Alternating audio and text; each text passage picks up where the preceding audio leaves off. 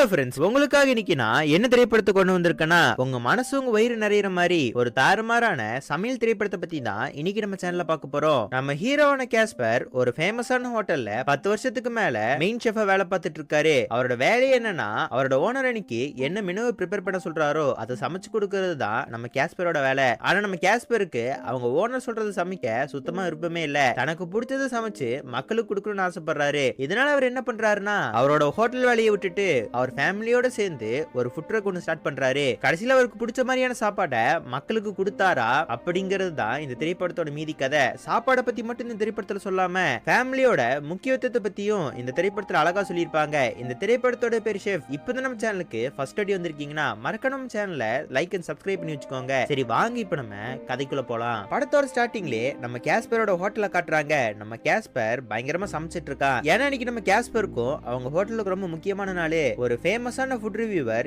இவங்க ஹோட்டலுக்கு வந்து இவங்க சமைச்சதை சாப்பிட்டு பார்த்துட்டு இன்டர்நெட்ல ரிவ்யூ எழுத போறாங்க. அவர் இம்ப்ரெஸ் பண்றதுக்காகவே ஒரு புது மெனுவை நம்ம கேஸ்பர் ரெடி பண்ணிட்டு இருக்கா. நம்ம கேஸ்பருக்கு ஒரு அசிஸ்டன்ட் இருக்கா, அவன் பேரு மார்டினு. நம்ம மார்டினும் கேஸ்பரும் அண்ணன் தம்பி மாதிரி ரொம்பவே ஒத்துமையா இருப்பாங்க. இவங்க இந்த மாதிரி சமைச்சிட்டு இருக்கும் போது அந்த ஓனர் பையன் அங்க வந்து, என்னப்பா சமைக்கிறீங்க, நான் சொன்னது தானே சமைக்கிற, புதுசா எதுவும் சமைக்கலையே அப்படின்னு கேட்கும் போது கேஸ்பர் என்ன சொல்றானா, இந்த மெனுவை தான் நம்ம 10 வருஷமா சமைச்சு கொடுத்துட்டு இருக்கோம். நம்ம கஸ்டமருக்கு இதெல்லாம் போர் அடிச்சு போச்சு, இன்னைக்கு நான் ஒரு புது மெனுவை கிரியேட் பண்ணிருக்கேன். இதை மட்டும் அந்த ரிவ்யூருக்கு பிடிச்சு போச்சுன்னா நம்ம ஹோட்டல் எங்கேயோ போயிரு அப்படின்னு சொல்ல, ஆனா அந்த ஓனர் எதையுமே கேட்காம நான் சொல்றதை பண்ணு அப்படின்னு சொல்ல இவரு தலையெழுத்தேன்னு அதை பண்ணி கொடுத்துறாரு. இதனால இவர் சமைச்சு கொடுத்துட்டு அந்த ஃபுட் ரிவ்யூக்காக இவங்கள வெயிட் பண்ணிட்டு இருக்காங்க. இவங்கள சரக்கு போட்டுட்டு அந்த ரிவ்யூவை படிக்க ஆரம்பிக்கிறாங்க. ரிவ்யூ ஸ்டார்டிங்ல நார்மலா தான் போகுது. ஆனா போக போக நம்ம கேஸ்பர் பத்தியும் நம்ம கேஸ்பரோட ஃபுட்டை பத்தியும் ரொம்ப கேவலமா அந்த ரிவ்யூ எழுதி வச்சிருப்பான். நம்ம கேஸ்பர் இதை படிக்க நம்ம கேஸ்பரோட மூஞ்சியும் அவங்களோட அசிஸ்டன்டோட மூஞ்சியும் அப்படியே வாடி போயிருது. ரிவ்யூ இந்த மாதிரி வந்ததுனால கேஸ்பர் பயங்கர சோகமா இருக்காரு. நம்ம கேஸ்பருக்கு இதே ஹோட்டல்ல ஒரு கேர்ள் ஃப்ரெண்ட் இருக்கா, அவ பேரு மோலி. அந்த மோலியுமே நம்ம கேஸ்பர் பயங்கரமா சமாதானப்படுத்திட்டு இருக்கா. இப்ப நம்ம மோலியோட வீட்டுக்கு கேஸ்பர் போய் அவளுக்கு சமைச்சு கொடுத்துட்டு அன்னைக்கு நைட்டு 2 பேரும் அங்கேயே இருக்காங்க. இப்ப அப்படியே இங்க இருந்து கட் பண்ணா 2 நாள் கழிச்சு நம்ம கேஸ்பர் அவனோட எக்ஸ்-ஒய்ஃப் வீட்டுக்கு போறான். நம்ம கேஸ்பர் வாரத்துல ஒரு நாள் அவன் பையனான பெர்சிய வெளியே கூட்டிட்டு போறது வழக்கம். இவன் பையனை வழக்கம் போல தியேட்டர் அது இதுன்னு கூட்டிட்டு போறான். நம்ம கேஸ்பர் தான் மிகப்பெரிய ஷெஃபா இருந்தாலும் ஃபேமிலின்னு வந்துட்டா அவர் ஜீரோ தான். பத்தாவதுக்கு இவனுக்கும் வைஃபுக்கு வேற டிவோர்ஸ் ஆகி போச்சு. அதனால நம்ம கேஸ்பர் அவன் பையனுக்கு கொடுக்க வேண்டிய டைம் சரியா கொடுத்துருக்க மாட்டான். அவங்க 2 பேத்துக்குள்ள ஒரு நல்ல கனெக்ஷனே இருந்திருக்காது. இப்ப அப்படியே எங்க இருந்து கட் பண்ணா கேஸ்பர் இப்ப என்ன பண்றானா, புதுசா ஒரு மெனுவை கிரியேட் பண்ணணும்னு பயங்கரமா சமைச்சிட்டு இருக்கான். அவன் சமைச்சத மார்டின் கிட்ட சாப்பிட கொடுக்குறான். மார்டின் இதை சாப்பிட்டு பார்த்துட்டு சூப்பரா இருக்குங்கிறான். கேஸ்பர் பயங்கர சந்தோஷமாயிடுறான். இப்ப அப்படியே இங்க இருந்து கட் பண்ணா அடுத்த வாரம் வழக்கம் போல அவன் பையனை கூட்டிட்டு வெளியே போயிட்டு அவன் பையனுக்காக சமைச்சு கொடுத்துட்டு இருக்கான். அப்ப பெர்சி அவங்க அப்பாவை பார்த்து என்ன சொல்றானா, அப்பா உங்களோட இந்த மாதிரி ஊர் சுத்துறது எனக்கு ரொம்ப பிடிச்சிருக்கு, எனக்கு வேற இப்போ சம்மர் ஹாலிடே வரப்போகுது, நீங்களும் நானும் சேர்ந்து எங்கேயாவது ட்ரிப் போலாமா அப்படின்னு கேட்க நம்ம கேஸ்பர் அவன் பையன் மூஞ்சில் அடிச்ச மாதிரியே, சாரிடா தங்கம், அப்பாவுக்கு ஒரு மிகப்பெரிய வேலை இருக்கு, அதை முடிக்காம உன்னை எங்கேயும் கூட்டிட்டு போக முடியாது, உனக்கு நான் ப்ராமிஸ் பண்றேன் அடுத்த லீவுக்கு உன்னை கட்டாயம் கூட்டிட்டு போறேன்னு சொல்ல கேஸ்பரோட பையன் மூஞ்சி அப்படியே சோகமாயிருது. நம்ம கேஸ்பர் அவன் பையனை பார்த்து, உனக்கு இந்த ட்விட்டரை பத்திலாம் ஏதோ தெரியுமா, அப்பாவை பத்தி ஒருத்தன் தப்பா எழுதியிருக்காண்டா, உனக்கு இந்த ட்விட்டரை பத்தி ஏதாவது தெரியுமா அப்படின்னு கேட்க இப்போ அவன் பையன் என்ன பண்றானா, கேஸ்பருக்காக புதுசா ஒரு அக்கௌண்ட் ஓபன் பண்றான். இப்போ கேஸ்பர் என்ன பண்றானா, ரொம்ப நேரமா இவனை பத்தி எழுதின எல்லா ரிவ்யூவும் படிச்சு பார்த்துட்டு இருக்கான். இவனை பத்தி கேவலமா ஒரு ஃபுட் ரிவ்யூ எழுதி வச்சிருப்பான் பாத்தீங்களா, அவன் கிட்ட டிஎம்ல பேசுறதா நினைச்சுக்கிட்டு, உங்களுக்கு தான் சாப்பிட தெரியல, நல்ல சாப்பாடு சாப்பிடணும்னா 2 நாள் கழிச்சு என் ஹோட்டலுக்கு வாங்கன்னு டிஎம்ல பேசுறேன்னு நினைச்சிட்டு பப்ளிக்கா அதை ட்வீட் பண்ணி விட இந்த ட்வீட் அப்படியே வைரல் ஆகி போச்சு. அடுத்த நாள் காலையில எந்திரிச்சு பார்த்தா அவன் பையன், அப்பா நேத்து நைட் என்ன ட்வீட் போட்ட, அது உலகம் ஃபுல்லா ஷேர் ஆயிடுச்சு, நிறைய பேர் உன்னை போட்டு பொழந்துட்டு இருக்காங்க அப்படின்னு சொல்ல இவனுக்கு ஒண்ணுமே புரியல. அதுக்கப்புறமா தான் பையனை பார்த்து கேட்கறான், அவர்கிட்ட நான் பர்சனலா தானே சேட் பண்ணேன், மித்தவங்களுக்கு எப்படி இந்த விஷயம் தெரியும் அப்படின்னு கேட்க அவன் பையனுமே, நீங்க பர்சனல் சேட் பண்ணல, நீங்க பப்ளிக்கா சேட் பண்ணிருக்கீங்க, அதுதான் இவ்வளவு பெரிய பிரச்சனை வந்திருக்கு அப்படின்னு சொல்ல இப்ப அப்படியே எங்க இருந்து கட் பண்ணா கேஸ்பருக்கு ஒரே டிஎம்மா வந்துட்டு இருக்கு. இவனை போட்டு வச்சு செஞ்சுட்டு இருக்காங்க. மார்டினுமே இனிமே ட்விட்டர் நோண்டாதப்பா, நீ ட்விட்டர் நோண்ட உனக்கு தான் பிரச்சனை அப்படின்னு சொல்ல கேஸ்பர் யாரு பேச்சும் கேட்கற மாதிரி தெரியல. இவனை கழிவு ஊத்துறவங்க எல்லாத்துக்கும் ரிப்ளை பண்ணிக்கிட்டு இருக்கான். இப்ப அப்படியே எங்க இருந்து கட் பண்ணா கேஸ்பர் அவன் பையனை பார்க்கலான்னு அவன் எக்ஸ் ஒய்ஃபோட வீட்டுக்கு போறான். அப்படி போகும்போது அவரோட எக்ஸ் ஒய்ஃப் கேஸ்பரை பார்த்து, சோசியல் மீடியால என்னப்பா பண்ணீங்க, இவ்வளவு பெரிய பிரச்சனை போயிட்டு இருக்கு, எனக்கு தெரிஞ்ச ஒரு சோசியல் மீடியா எக்ஸ்பர்ட் இருக்காரு, அவர்கிட்ட பேசி பாக்குறீங்களான்னு கேட்க, என்னதான் நம்ம கேஸ்பருக்கு அவங்க ஒய்ஃப்க்கு டிவோர்ஸ் ஆயிருந்தாலும் 2 பேருமே இப்போ வரைக்கும் ஒரு நல்ல ஃப்ரெண்ட்ஸா தான் இருக்காங்க. ஆனா நம்ம கேஸ்பர் அவன் எக்ஸ் ஒய்ஃப் சொல்ற எந்த விஷயத்தையும் கேட்காம, ஆனா ஒய்ஃப் இப்ப என்ன சொல்றானா, நீ எதுக்கு அந்த ஓனர் கிட்டயே இவ்வளவு வருஷமா வேலை பார்த்துட்டு இருக்க? நீ தனியா ஹோட்டல் வைக்க முடியலனாலும் ஃபுட் ட்ரக் ரன் பண்ண முடியும். எனக்கு தெரிஞ்ச ஒரு ஃப்ரெண்டு கிட்ட ஒரு பழைய ஃபுட் ட்ரக் இருக்கு, அதை வாங்கி நீ ஃபுட் ட்ரக் ஸ்டார்ட் பண்றியா அப்படின்னு கேட்க அவன் எக்ஸ் வைஃப் சொல்ற எந்த விஷயத்தையும் கேட்க மாட்டேங்கிறான். இப்ப அப்படியே எங்க இருந்து கட் பண்ணா அந்த ஃபுட் ரிவ்யூவர் திருப்பியும் இவங்க ஹோட்டலுக்கு சாப்பிட வரதா சொல்லியிருப்பான். அதனால எப்படியாவது இந்த வாட்டியும் வாய் அடைச்சாகணும்னு புதுசா ஒரு மெனு கிரியேட் பண்ணிட்டு இருக்கான். ஆனா இப்ப அந்த இடத்துக்கு ஓனர் வந்து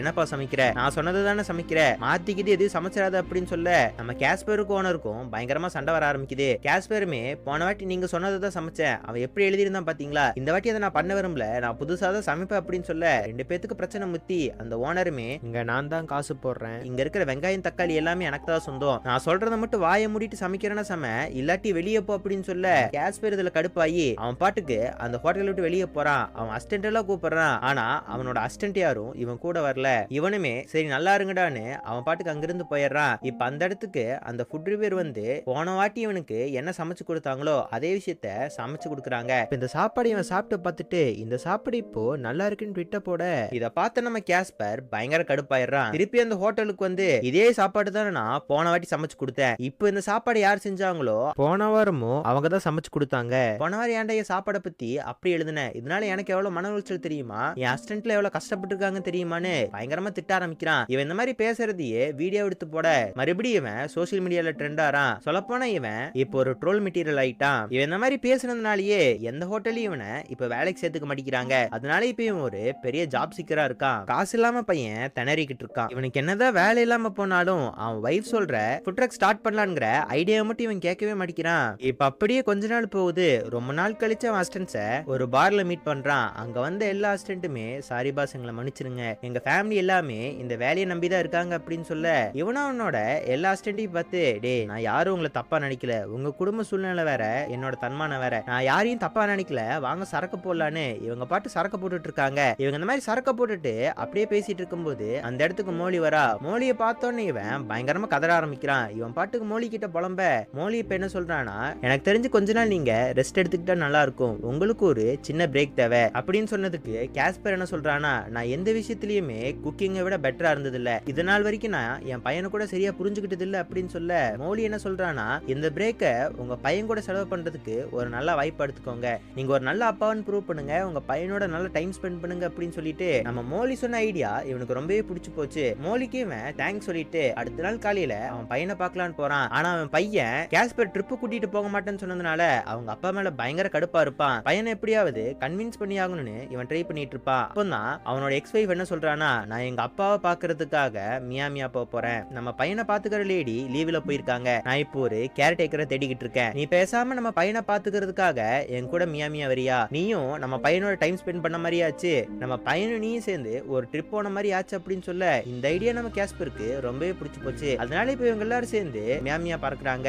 மியாமியா போன அடுத்த செகண்டே இவங்க ஒரு பாருக்கு போறாங்க. அந்த பார்ல ஒரு தாத்தா பயங்கரமா பாடிட்டு இருக்காரு. இந்த தாத்தா வேற யாரும் கிடையாது, நம்ம கேஸ்பரோட மாமனார் தான். அந்த தாத்தா பாட கேஸ்பரும் ஒய்ஃப் ஆடன்னு பயங்கரமா ஆடிட்டு இருக்காங்க. இதெல்லாம் பார்த்த கேஸ்பரோட பையனுக்கு அப்பா அம்மா ஃபர்ஸ்ட் வாட்டி அந்த மாதிரி ஆடுறத அவன் கண்ணால பாக்குறான். இதெல்லாம் பார்த்து இவன் பயங்கர சந்தோஷப்பட்டு இருக்கான். இப்ப இவங்க எல்லாரும் உட்கார்ந்து சாப்பிட்டு இருக்காங்க. கேஸ்பரோட மாமனார் ஸ்பானிஷ்ல நீ என் பொண்ணு சேர்ந்துட்டீங்களா அப்படின்னு கேட்க கேஸ்பரோட எக்ஸ் வைஃபுமே அதெல்லாம் இல்லன்னு இவளுக்கு அப்படியே டிரான்ஸ்லேட் பண்ணிட்டு இருக்கா. இவங்க சாப்பிடுற டிஷ் நம்ம கேஸ்பருக்கு ரொம்பவே பிடிச்சு போச்சு. அப்பதான் நம்ம கேஸ்பருக்கு ஒரு ஐடியா தோணுது. அவன் எக்ஸ் வைஃபை பார்த்து நீ எப்ப பார்த்தாலும் என்ன ஃபுட் ட்ரக் ஸ்டார்ட் பண்ண சொல்லிட்டே இருப்பீல, எனக்கு அதுக்கான டைம் வந்துருச்சு, நான் ஃபுட் ட்ரக் ஸ்டார்ட் பண்ண போறேன், உனக்கு ஒருத்தர் தெரியும்னு சொன்னீல, அவரை போய் நான் பார்க்க ரெடியா இருக்கு அப்படின்னு சொல்ல இப்ப அப்படியே எங்க இருந்து கட் பண்ணா இவனோட எக்ஸ் வைஃப் சொன்ன இடத்துக்கு இவன் போய் பாக்குறான். இவன் எக்ஸ் வைஃப்க்கு தெரிஞ்சாலே வேற யாரும் இல்ல நம்ம அயன்மேன் தான். அயன்மேனுக்கும் இவனோட எக்ஸ் வைஃப்க்கு என்ன சம்பந்தம்னா கேஸ்பரோட எக்ஸ் வைஃபோட எக்ஸ் ஹஸ்பண்ட் தான் நம்ம அயன்மேனு. இப்ப இவங்க ரெண்டு பேரும் இந்த மாதிரி பேசிட்டு நம்ம அயன்மேன் என்ன சொல்றானா, உங்க பிசினஸ் ஐடியா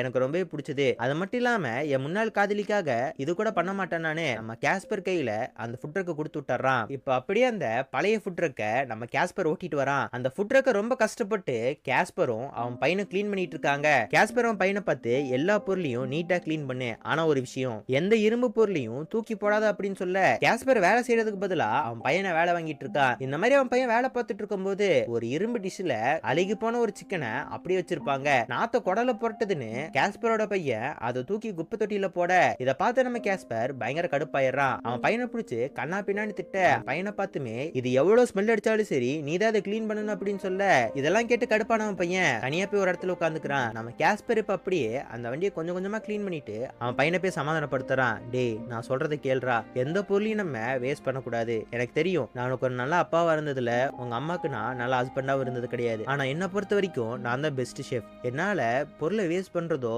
கேவலமா சமைக்கிறத மட்டும் என்னால ஏத்துக்கவே முடியாது. தயவு செஞ்சு நீ என்ன தப்பா நினைச்சுக்காத. வா நம்ம கிச்சனுக்கு போய் ப்ராடக்ட்ஸ் எல்லாம் வாங்கலான்னு இவன் ஒரு இடத்துக்கு கூட்டிட்டு போறான். அந்த கடைக்கு கூட்டிட்டு போய் ஒவ்வொரு பொருளும் எதுக்காக யூஸ் பண்ணுவோன்னு அவன் பையனுக்கு தெளிவா எக்ஸ்பிளைன் பண்ண ஆரம்பிக்கிறான். ஒரு கத்தி எடுத்து ஒரு ஷெஃப்க்கு எது வேணா முக்கியம் இல்லாம இருக்கலாம், ஆனா ஒரு ஷெஃப்க்கு ரொம்ப முக்கியம் இந்த கத்தி தான். இந்த கத்தியை நீ பத்திரமா பாத்துக்கோ. என்னையும் இந்த மாதிரி ஒரு நல்ல ஷெஃப் ஆகணும்னு நான் முடிவு பண்ணிருக்கேன். இந்த கத்தியை வச்சுக்கோன்னு அவன் பையன் கிட்ட கொடுத்துட்டு இப்ப திருப்பி அவங்களோட ஃபுட் ட்ரக்குக்கே வராங்க. வாங்கின பொருள் எல்லாத்தையுமே மேலே ஏத்தலான்னு பாக்குறாங்க. ஆனா அவனால முடியல. இப்ப நம்ம கேஸ்பர் அங்க வேலை பார்த்துட்டு இருந்த சில பேத்த பார்த்து இது ரொம்ப வெயிட்டா இருக்கு, இதை தூக்கி வைக்க எங்களுக்கு ஹெல்ப் பண்றீங்களா அப்படின்னு கேட்க அவங்களுக்கு ஒண்ணுமே புரியல. இவங்க இந்த மாதிரி முழிச்சிட்டு இருக்கும் போது அந்த இடத்துக்கு மார்ட்டின் வந்துடுறான். மார்ட்டினை பார்த்தோன்னு இவனுக்கு சந்தோஷம் தாங்க முடியல. மார்ட்டின் என்ன சொல்றானா, பாஸ் உங்களை விட்டுட்டு என்னால அங்க வேலை பார்க்க முடியல, எனக்கு ஒரு மாதிரி கில்ட்டா இருந்துச்சு, அதனாலதான் கிளம்பி வந்துட்டு அப்படின்னு சொல்ல நம்ம கேஸ்பருமே நீ தப்பு பண்ணிட்டடா, நான் இன்னும் சம்பாதிக்கவே ஆரம்பிக்கல, என்னால உனக்கு சம்பளம் தர முடியாது, மரியாதையா பழைய வேலைக்கே போ அப்படின்னு சொல்ல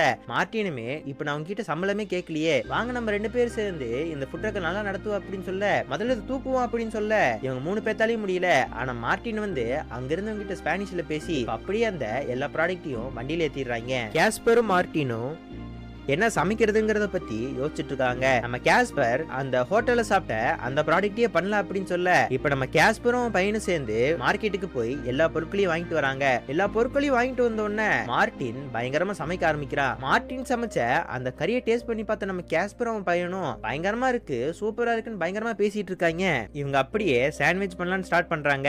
ஆனா கேஸ்பர் அவன் பையனை பார்த்து உனக்கு நான் சாண்ட்விச் போட சொல்லி தர போறேன், இனி நீ தான் நம்ம கடையில சாண்ட்விச் போட போறேன்னு சாண்ட்விச் எப்படி போடணும்னு அவன் பையனுக்கு சொல்லி கொடுத்துட்டு இருக்கான். அவன் பையனை இதை நல்லா கத்துக்க ஆரம்பிக்கிறான். இப்ப அப்படியே இவங்க சமைச்சது எப்படி இருக்குன்னு பாக்குறதுக்காக இவங்களுக்கு சில ஒர்க்கர் ஹெல்ப் பண்ணிருப்பாங்களே அவங்கள கூட்டு அதை சாப்பிட கொடுத்துருப்பாங்க. அவங்க எல்லாத்துக்கும் இது ரொம்பவே பிடிச்சு போச்சு. இந்த மாதிரி சமைச்சிட்டு இருக்கும் போது ஒரு சாண்ட்விச்ச கேஸ்பரோட பையன் கருக்கிடுவான். கேஸ்பரோட பையனுமே இது கருகுனா என்ன, இதையும் தூக்கி தூர போடணும், நம்ம போய் இதே கஸ்டமர் கிட்ட கொடுப்போம் அப்படின்னு சொல்ல கேஸ்பருமே அவன் பையனை பார்த்து நம்ம எந்த வேலை செஞ்சாலும் அதை நல்லா செய்யணும், இத்தனூண்டு கருகி இருக்குன்னு இதை போய் கஸ்டமருக்கு சர்வ் பண்ணோம்னா நம்மளை பத்தின ஒரு கெட்ட பேர் வந்துடும், குக்கிங்ல நீ பெரிய ஆளா வரணும்னா சாண்ட்விச் எப்படி போடணும்னு நல்லா கத்துக்கோ, போய் சாண்ட்விச் போடு போன்னு அவன் பையனை துரத்தி விட்டுறான். இப்படியே அன்னைக்கு நல்லா போகுது, நாளையில இருந்து சேல்ஸ் ஸ்டார்ட் பண்ணலான்னு இவங்க ஒரு முடிவு பண்றாங்க. இப்ப அப்படியே நைட் ஆயிருது. இப்ப நம்ம கேஸ்பர் அவன் பையன் மார்ட்டின் எல்லாரும் உட்காந்து பேசிட்டு இருக்காங்க. இப்ப நம்ம மார்ட்டின் என்ன சொல்றானா, அவன் பையனோட அம்மா அவன் பையனை தேட போறான், சாமா அவனை கொண்டு போய் ஹோட்டல்ல விட்டுட்டு வந்துருங்க, நான் ஒண்ணு பண்றேன், இந்த ஃபுட் ட்ரக் எடுத்துட்டு போயிட்டு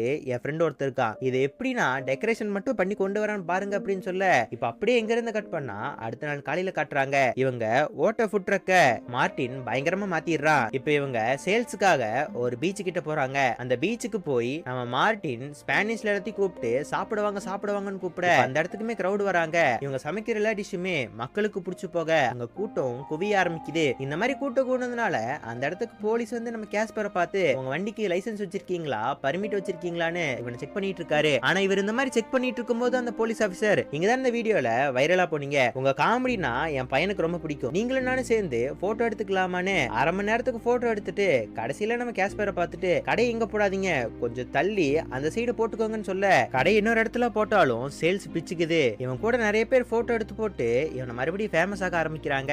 பத்தாவதுக்கு நம்ம கேஸ்பரோட பையன் என்ன பண்றானா, இவங்க எங்கெல்லாம் போறாங்களோ அங்கெல்லாம் போட்டோ எடுத்து இவங்க வண்டி நிக்கிற லொகேஷனையும் அப்படியே எடுத்து போட ஆரம்பிக்கிறான். இப்போ ஒரு இடத்துல வண்டியை நிப்பாட்டிட்டு மார்க்கெட்டுக்கு போய் இவங்களுக்கு தேவையானதெல்லாம் வாங்கிட்டு வருவாங்க.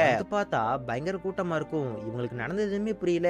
ஆனா கேஸ்பரோட பையனை சொல்றானா, நம்ம போற எல்லா இடத்தையுமே நான் தான் போட்டோ போட்டு போஸ்ட் பண்ணேன், நான் தான் அதுவும் இல்லாம லைவ் லொகேஷன் ஷேர் பண்ண அப்படின்னு சொல்ல நம்ம கேஸ்பருக்கு அவன் பையனை நினைச்சு பெருமையா இருக்கு. சேல்ஸும் பயங்கரமா பிச்சுட்டு போக ஆரம்பிக்குது. நம்ம கேஸ்பரோட பையனுமே இவங்க எங்கெல்லாம் போறாங்களோ அதெல்லாம் போட்டோ எடுத்து போட ஆரம்பிக்கிறாங்க. இதனால நம்ம கேஸ்பர் இப்போ பாசிட்டிவா ட்ரெண்ட் ஆக ஆரம்பிக்கிறான். இப்படியே அவங்களோட பிசினஸ் பயங்கரமா போயிட்டு இருக்கு. வேலைனால கேஸ்பரோட பையன் அவங்க அம்மாவை பாக்குறது இல்ல. கோசியோட அம்மா கேஸ்பருக்கு ஃபோன் பண்ணி பையன் என்ன பண்றா அப்படின்னு கேட்க நம்ம பையன் பயங்கரமா சாண்ட்விச் போட்டுட்டு இருக்கான். அவனுக்கு தான் இங்க ஃபேன்ஸ் ஜாஸ்தியா இருக்கு. சொல்ல போனா அவன் தான் என் கடையோட மார்க்கெட்டிங் மேனேஜர் அப்படின்னு சொல்ல தான் பையனோட பேசலான்னு பாக்குறாங்க. ஆனா அவங்களால முடியல. போனை வைக்கும்போது உன் பையன் கிட்ட லவ் யூ தானே சொல்லணும், நான் சொல்லிக்கிறேன் போன் அவைன்னு அவன் பையனுக்கு லவ் யூ சொல்றதுக்கு பதிலா அவங்க அம்மாக்கு லவ் யூ சொல்லிடுவாங்க. இப்ப அப்படியே இங்க இருந்து கட் பண்ணா கேஸ்பர் அவன் பையனை கூட்டிட்டு ஒரு இடத்துக்கு போய் போட்டோ எடுத்துட்டு இருக்கா. அப்பதான் கேஸ்பரோட பையன் சொல்றானா, அப்பா நீங்களும் நானும் போட்டோ எடுத்த எல்லாத்தையுமே ஒரு போஸ்டா போட்டிருக்கேன், அதெல்லாம் சேர்த்து பார்த்தா ஒரு வீடியோ மாதிரி இருக்கும். இதெல்லாம் பார்க்கும்போது பயங்கர மெமரியா இருக்கும். நான் இது வரைக்கும் டைம் ஸ்பெண்ட் பண்ணதுலயே உங்க கூட இருந்த டைம் தான் எனக்கு ரொம்ப பிடிச்சிருக்குன்னு அவன் பையன் சென்டிமெண்டா பேசிட்டு இருப்பான். ஆனா கேஸ்பர் என்ன சொல்றானா, என் கூட இருக்கிறது கண்டிப்பா உனக்கு ரொம்ப பிடிச்சிருக்கும், ஆனா என்னோடய நீ இருக்க முடியாது, உன்னையும் என்னால போட்டு அடுப்புல வேக வைக்க முடியாது, ஏன்னா உனக்கு ஸ்கூல் இருக்கு, நீ ஸ்கூலுக்கு போயாகணும், வீக்கெண்ட்ல வேணா நீ நம்ம கடைக்கு வந்து சாண்ட்விச் போட்டு கூட அப்படின்னு சொல்ல நம்ம கேஸ்பருக்கும் அவன் பையனை விட்டு போறதுக்கு மனசே இல்ல. இருந்தாலும் அடுத்த நாள் காலையில கொண்டு போய் அவன் வைஃப் கிட்ட அவன் பையனை விட்டுறான். நம்ம கேஸ்பரோட பையன் முந்தி மாதிரி போகாம அவங்க அப்பாவை கட்டி பிடிச்சிட்டு பயங்கரமா ஃபீல் பண்ணிட்டு இருக்கான். இப்ப அவங்க அம்மா கிட்ட போனா இவனோட எக்ஸ் வைஃபுமே ரொம்ப தேங்க்யூ அப்படிங்கிற மாதிரி இவனுக்கு ஒரு சிக்னல் கொடுப்பா. நம்ம கேஸ்பர் இப்ப அவன் வீட்டுக்கு போறான். இவனோட பையனோட நினைப்பு அவனை விட்டு சுத்தமா போகல. அதனால அவன் பையன் கிட்ட போன் பண்ணி நான் ஒரு விஷயம் சொன்னா தப்பா எடுத்துக்க மாட்டீல, பேசாம நீ என் ஃபுட்ரக்கிக்க வந்துரு, சாயந்தரம் மட்டும் வந்து வேலை பாரு, நீ நானும் சேர்ந்து வேலை பார்க்கலாம் அப்படின்னு சொல்ல கேஸ்பரோட பையன் இது கொத்துக்கிறான். ஆனா இவங்க எதிர்பார்க்காத ஒரு விஷயம் என்ன நடக்குதுன்னா, கேஸ்பரோட பையன் இந்த மாதிரி வேலைக்கு போறதுனால கேஸ்பரோட ஒய்ஃபும் அந்த கடையில வந்து கேஷியரா ஜாயின் பண்ணிட்டாங்க. சொல்ல போனா கேஸ்பரோட ஒய்ஃபும் கேஸ்பரும் ஒன்னா சேர்ந்துட்டாங்க. இதனால கேஸ்பரோட பையனுக்கு சரியான சந்தோஷம். இந்த மாதிரி இவங்க கடையில வேலை பார்த்துட்டு இருக்கும்போது ஃபர்ஸ்ட் பிரச்சனை வரது காரணமான அந்த ஃபுட் ரிவ்யூர் வரா. அந்த ஃபுட் ரிவ்யூர் வந்து நம்ம கேஸ்பரை பார்த்து பேசணும்னு சொல்ல நம்ம கேஸ்பரும் அந்த ஃபுட் ரிவ்யூர் இப்ப பேச ஆரம்பிக்கிறாங்க. அந்த ஃபுட் ரிவ்யூர் என்ன சொல்றாருன்னா, நடந்தது எல்லாத்தையும் மறந்துடுவோம், உங்களுக்காக நான் ஒரு பிசினஸ் ப்ரொபோசல் கொண்டு வந்திருக்கேன், நீங்களும் நானும் சேர்ந்து ஒரு கடை ஆரம்பிக்கலாம்னு சொல்ல இவங்க ரெண்டு பேரும் சேர்ந்து ஒரு ஹோட்டல் ஆரம்பிக்கிறாங்க. அந்த ஹோட்டல்ல நம்ம கேஸ்பர் வைக்கிறதா சட்டம், அவர் என்ன சமைக்கணும்னு நினைக்கிறாரோ அதை மட்டும் தான் சமைப்பாரு. அந்த ஹோட்டலோட திறப்பு விழாக்கு கேஸ்பரோட மாமனார் வந்து பாட்டு பாடிட்டு இருக்காரு. கேஸ்பரும் ஒய்ஃபும் ஒன்னா சேர்ந்து திருப்பி டான்ஸ் ஆட ஆரம்பிக்கிறாங்க. இதெல்லாம் பார்த்த கேஸ்பரோட பையனான பர்சிக்கு ரொம்பவே சந்தோஷமா இருக்கு. இங்கேயே ரொம்ப சந்தோஷமா தி ஷெஃப்ங்கிற இந்த திரைப்படம் ஒரு முடிவுக்கு வருது. கட்டாயம் இந்த திரைப்படம் உங்களுக்கு ரொம்ப பிடிச்சிருக்குன்னு நினைக்கிறேன். மறக்காம உங்களுக்கு பிடிச்ச படம் ஏதாவது ஒன்று நான் எக்ஸ்பிளைன் பண்ணணும்னு நினைச்சீங்கன்னா மறக்காம கமெண்ட் பாக்ஸில் கமெண்ட் பண்ணுங்க. ஓகே ஃப்ரெண்ட்ஸ், அடுத்து ஒரு நல்ல வீடியோல இருந்து உங்களை பார்க்குறேன். பாய்.